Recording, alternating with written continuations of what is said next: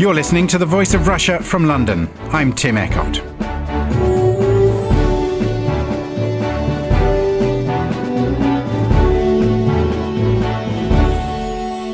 The life of Nelson Mandela, South Africa's first black president, is by any measure extraordinary. Imprisoned in 1962 and held for 27 years on charges of sabotage and conspiring to overthrow the government, he became the very symbol of the anti-apartheid movement. Mandela, who has increasingly been referred to in recent years by his clan name Madiba, was trained as a lawyer, and only in his 30s did he become active in what we might call the South African civil rights movement. After being released from prison during the presidency of F.W. de Klerk, Mandela led the African National Congress to victory in the elections of 1994, forming a government of national unity. Mandela effectively retired from politics for more than a decade, but has attained and retained a status not just within South Africa, but outside it as a statesman and, as far as the world's media are concerned, a type of sainthood. To discuss his achievements and whether that reputation will be preserved by history, I'm joined here in the studio in London by Martin Plaut, Senior Research Fellow at the Institute of Commonwealth Studies and a former BBC Africa editor with the World Service. He's also the author of The Mandela Legacy, The State of South Africa, Past, Present and Future. Also in the studio with me is Tony Dykes. He's the director of ACSA, Action for Southern Africa, which is a campaigning organisation directly descended from the anti-apartheid movement. And on the line from Johannesburg, we have journalist and former editor of South Africa's Financial Mail, Barney Umthombothi. Let's start with you here in London, please, Martin Plaut. Briefly, how do you think history will judge Nelson Mandela? I think it'll judge him extremely well. I mean, he was somebody who did two things, essentially. On the one hand, he got the ANC off its knees, which is where he found it in the 1940s. It was a pretty polite but rather moribund organisation, and he injected a fire and a life into it that it hadn't had. I mean, he didn't do it on his own. He did it with others in the movement, Oliver Tambo, Walter Sisulu. And then, in a way, he played a second role for which he will, I think, really be remembered, and that is essentially stopping a civil war. When he's released in 1990, he then plays an extraordinary role in halting what was then described as black-on-black violence, that was fighting between essentially the ANC and Ecott, which was encouraged by the South African government. And he went in and risked his entire reputation to halt that. And then you get the death of Chris Hani, who was the leader of the military wing of the ANC, who was assassinated. And at that moment, South Africa genuinely trembled on the edge of a racial civil war, and he halted that. So for both of those things, in my mind, he will always be remembered as one of the greatest men South Africa ever produced. Barney Umthombothi in Johannesburg, give us the view there from his home nation. Was the Mandela era just a blip, or was it more significant and emotive in terms of the human story? Or do you agree with Martin, was he a very powerful, is he still a powerful political symbol and a political force? Actually, I remember in the 80s, a lot of his comrades thought that Mandela was being set up to fail, that he was being built up to be some kind of a demigod, and that he wasn't going to be able to live up to the expectations. But I think he actually achieved that, and he did exactly what was expected of him. And I think what he actually did for us is actually to create a kind of a roadmap or a signpost for the country to follow. We may have actually veered from it somewhat in recent years, but I think it's there, and it's actually going to be a compass for us in years to come. So a lasting legacy. Tony Dykes from ACSA, I wonder if you can talk briefly about the anti-apartheid movement. There was, of course, a long period when Nelson Mandela was incommunicado, in prison, very limited communication. But, of course, a very powerful symbol, particularly outside South Africa, in some ways perhaps bigger outside South Africa than inside because of the news blackout on what he was doing and what he may have been thinking. Was he, though, simply a figurehead for the anti-apartheid movement during those years, or was there a clear political philosophy that you think he represented? I think he represented a clear political philosophy. The decision of not only the anti-apartheid movement, but also his party, the ANC, was taken really around the late 70s to mould a campaign using Nelson Mandela to personify the struggle against apartheid and the plight of all South Africans' political prisoners. But it focused on him. So around the world there became many, many honours being bestowed upon him. The first city in the world to give him the freedom of their city was Glasgow in 1981. And that built a campaign. And then there was a famous song written a few years later, about 84, by Jerry Dammers, Free Nelson Mandela. That led in 86 to 250,000 people marching through the streets of London demanding the release of Mandela. And then to the 1988 70th birthday tribute concert. That's its official name, because the BBC wasn't allowed to broadcast it as the Free Nelson Mandela concert, which is how it's known. So he personified that struggle. But Mandela, one of his great qualities is his humility. He's never sought leadership for its own sake, for his own ego and others. It's always been for him about the values, about the struggle. And his spine-tingling speech from the dock in the Rivonia trial of 63 and 64, when he makes it clear that he's just always struggled against the domination of whites against blacks and blacks against whites, and it's an ideal he's prepared to die for, I think still informs South Africa and across the world. And I think he's an icon not just in South Africa, because what he symbolises in a struggle against racism. Martin Plaut, if we can go back in time, there was, of course, during the apartheid era, one perhaps forgets, if one hadn't lived through it, how much effort the South African authorities put into discrediting Mandela's name and branding him with this label terrorist, making out that in fact he was somebody who was behind a concerted effort to bring down South Africa, the relationship between the anti-apartheid movement and the frontline states. It wasn't just about civil rights, was it? There were bigger geopolitical issues at stake in terms of how the South African authorities viewed him as a symbol both of civil liberties within the country, but also as representing a wider threat that they thought they faced from communism, really. Well, of course, one shouldn't forget that until the fall of the Berlin Wall, Africa was very much riven by the East-West split, and it wasn't surprising that South Africa was part of that. And in fact, I think it was 2008 that the United States finally lifted the ban on Nelson Mandela travelling to the country because they did indeed label him as a terrorist. Now, of course, he wasn't a man of peace. He's now seen as a man of peace, but he was the man who led the armed struggle. He was somebody who, at least if he didn't design the M plan, which was the plan which got the armed struggle really going for the ANC, although it was not the moment that the armed struggle began. There were many people who led the armed struggle who were not in the ANC. And he really symbolized that resistance and that preparedness to fight. But they always did it within, or tried to do it within, bounds. They said, we will attack targets, but they will be economic targets. And although there were people who were killed, and there were civilians who were killed, that was not the aim of the ANC. You're listening to The Voice of Russia, coming to you from London.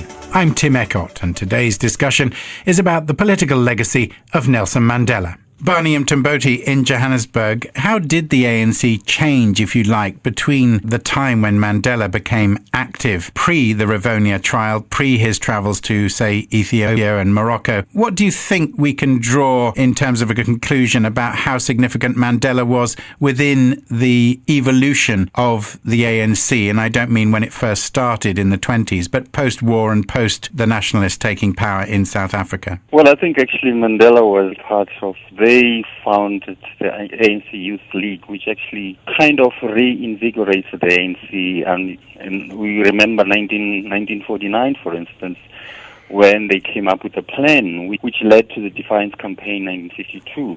And so he was actually, because they thought that the leadership at the time was too much passive. And they actually changed that, and they actually went into a kind of an activist, a kind of campaign against the powers that be at the time. The other thing actually about Mandela, before we actually leave the legacy, it's actually, Mandela actually became president reluctantly. And I think if Tambo, for instance, had not been ill before and died just before 1994, Tambo would have been the president. And in fact, he had to be persuaded to be president, and he only served one term. And I think that is actually very significant, especially on a continent where people actually have to be removed by force, or where coups are actually almost were a daily occurrence until quite recently. So that, for me, is actually the biggest legacy that Mandela has actually left for the continent. So the idea that even though he'd been out of circulation for so long, for 27 years, the fact that when he came out, the ANC were still prepared and motivated to let him lead the party, that for you is most significant, is it? Yeah, it is actually. I think the other point actually to take note of is actually the fact that the ANC, or the liberation struggle at the time, was actually conducted on three fronts actually. It was exiled brigade, the people in prison, people like Mandela, and then you obviously had the internal element. But the internal element has always looked up to the people in prison and exile as the leadership. So when the ANC was unbanned in 1990, the internal element gave way to the prison brigade and the exiles.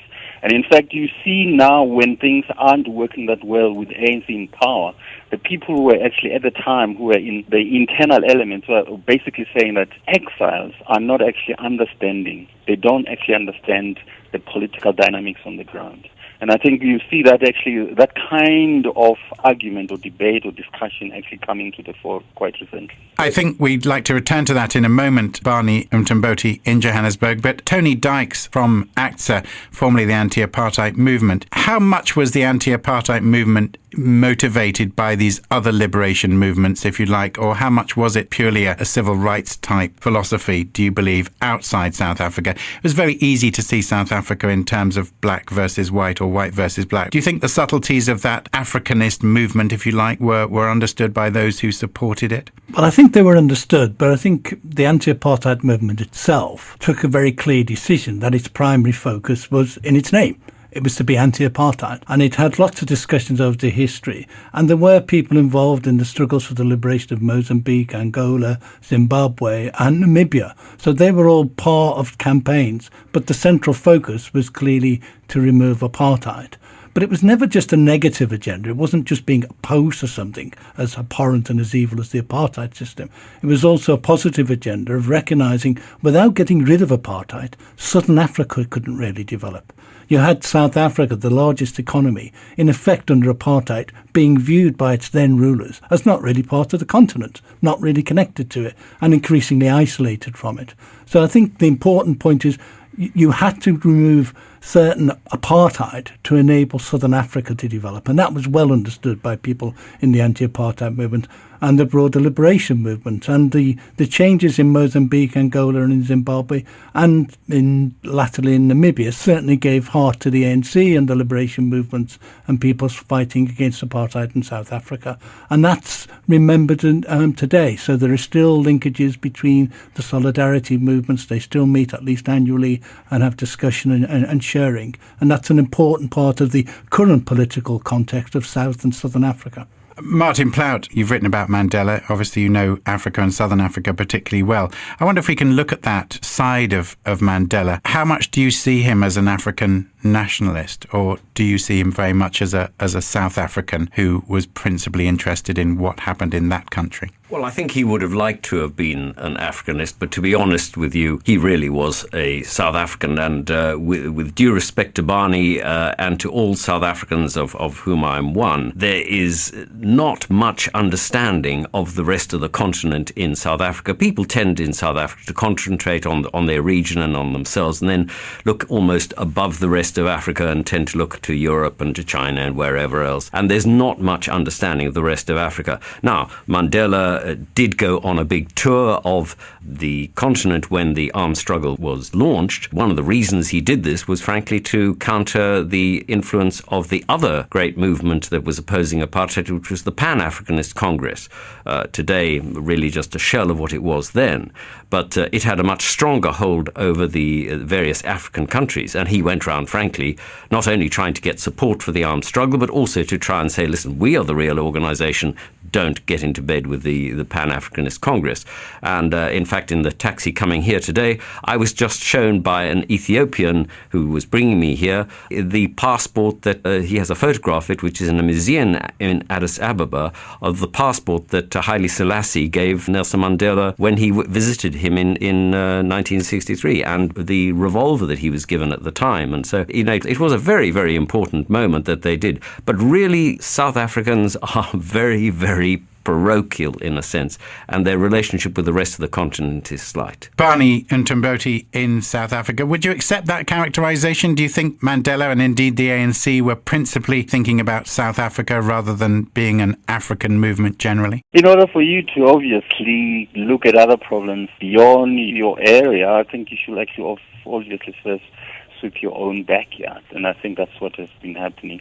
And I think South Africa for a very long time were cut off from the rest of the continent. In fact, it was easier to fly to London than to fly to Harare or to Nairobi. I think if you look at current government now, they're bending over backwards to be kind of part and parcel of the rest of the continent. We have a huge influx of other Africans coming into this country. So I think we are learning. It may be too late. It may be late, but we're getting there.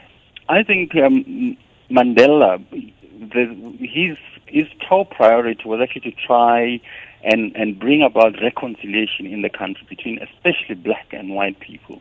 He always said to people, you don't negotiate with your friends, you negotiate with your enemies. I mean, if you look at the way, for instance, there were a lot of people who wanted to see the Springbok symbol banned in South African sport. There were people who actually didn't want to sing the anthem. What he did was to combine the two anthems. There are still lots and lots of black people who find it very hard, for instance, to sing the stem. But because of Mandela, they've actually combined the two, and that has become the national anthem. We're back to something that was raised earlier, this idea of reconciliation. Mandela going out of his way to make sure that the modern South Africa, the post-apartheid South Africa, did not see itself in terms of colour. Is that something that spread beyond Southern Africa or South Africa in terms of ACTA and what remains of the anti-apartheid philosophy? Tony Dykes? Well, it certainly does, in the sense of just a few days ago, we, along with others, held a protest for peace outside the Zimbabwe embassy in London, and we were saying that our predecessors in the anti-apartheid movement supported the liberation of Zimbabwe, supported democracy and rights there.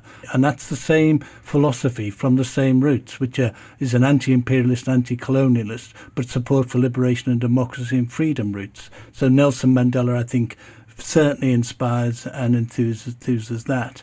I think what may be a discussion point in future years in terms of the legacy of Mandela is how far that reconciliation has been very much black to white, and has it really been white to black? And I don't just mean by people being nice and saying we didn't mean to hurt the black majority. I mean in terms of, for example, economic transformation, which is still very much needed in South Africa. It's got great achievements, but there is great poverty, there's growing inequality, and I think there's a real challenge that a lot of business is still very much dominated at the top levels by whites.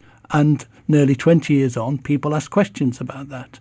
So I think this is not a comment at all on Nelson Mandela, but it's a comment, I think, on South Africa, grappling with that legacy. How do we build on that legacy to make a real effective socio-economic as well as a democratic transformation?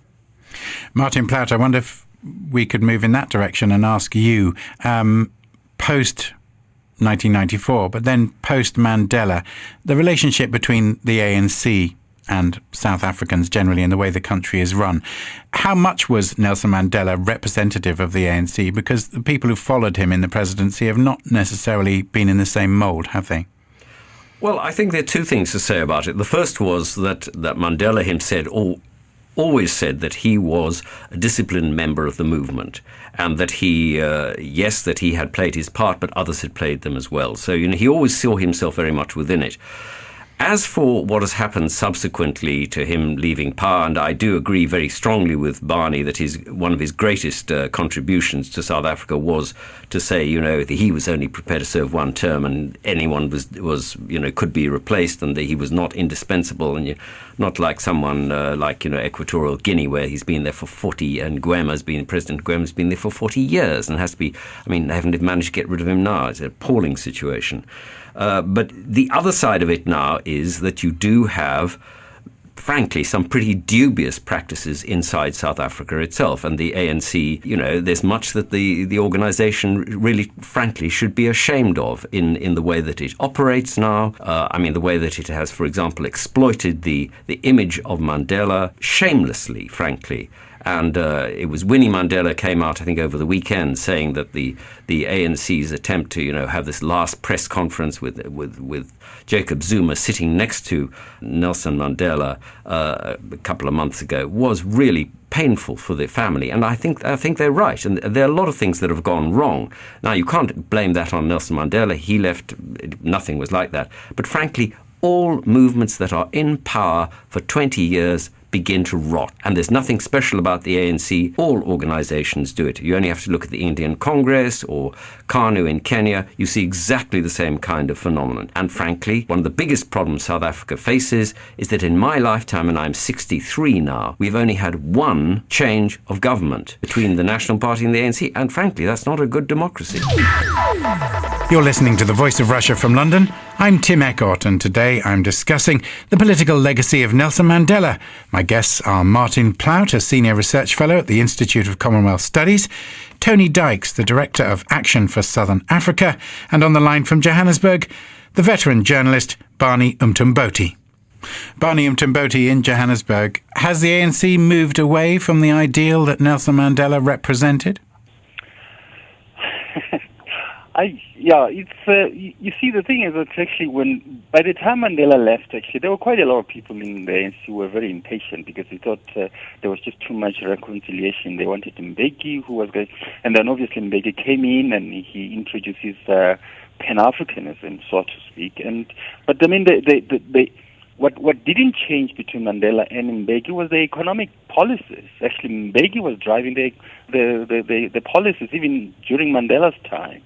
And so I think the problem is basically that we are looking at the ANC pre and post election victory. In other words, you are looking at the ANC as a liberation movement and the ANC in government, and these are two different animals, so to speak.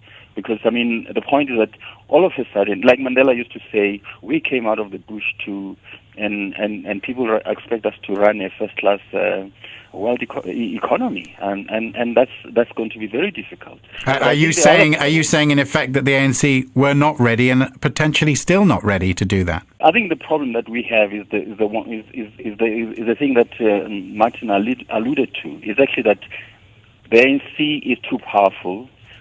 There is no competition.